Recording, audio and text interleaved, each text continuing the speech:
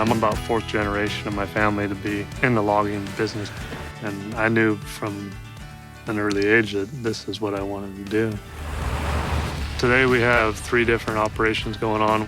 We do pretty much everything in the process, from falling trees, putting them on trucks, and hauling them to the sawmill. A lot of these jobs are 30, 40 miles from our shop. We're harvesting timbers right in the heart of the redwood forest. Our season is very short, and so there's a lot of pressure to getting those logs to the sawmill, and any little hiccup can cause us a lot of problems. Very strange to have rainfall like this time of year, but sometimes that's my luck. There's a lot of things moving, a lot of things out of our control, and it's a very dangerous environment. Introducing rain into it makes everything more risky. We're going to turn off the main road and head up the hill towards where the yarder's working here.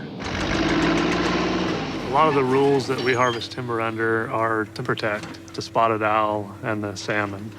The idea is to keep the impact up on the ridge tops away from the stream. So we operate a lot on steep slopes. 50, 60, 70% side slopes is not uncommon. So we do a lot of cable logging, and it's allowed us to access timber that otherwise would be very difficult to reach. There's a unit down there that hasn't been cut yet. The only way to harvest the timber is to go down by hand, and for a timber faller being down there is extremely dangerous.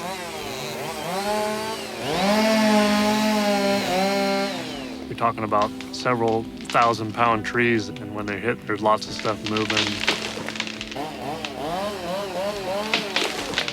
At times, it's difficult to get out of the way fast enough.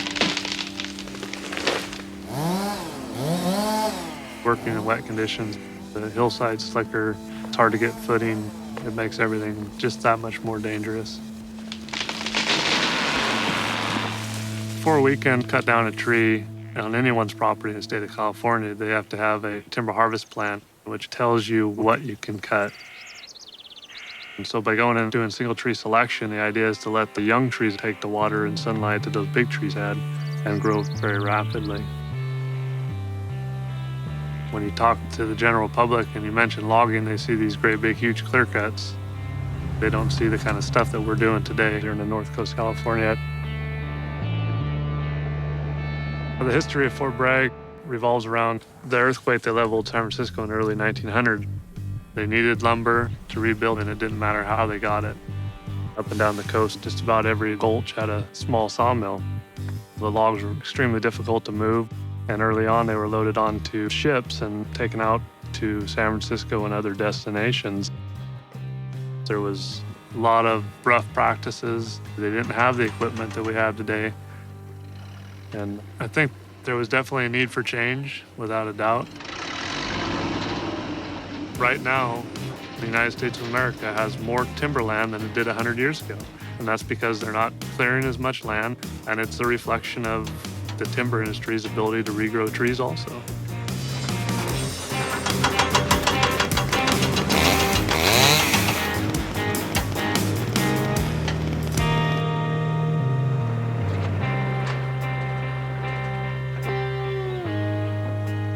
Growing up with these guys, it's almost like your family.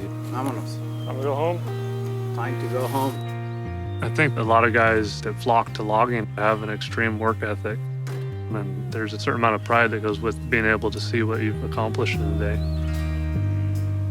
And it teaches you a lot about who you are as a person and what you're capable of doing.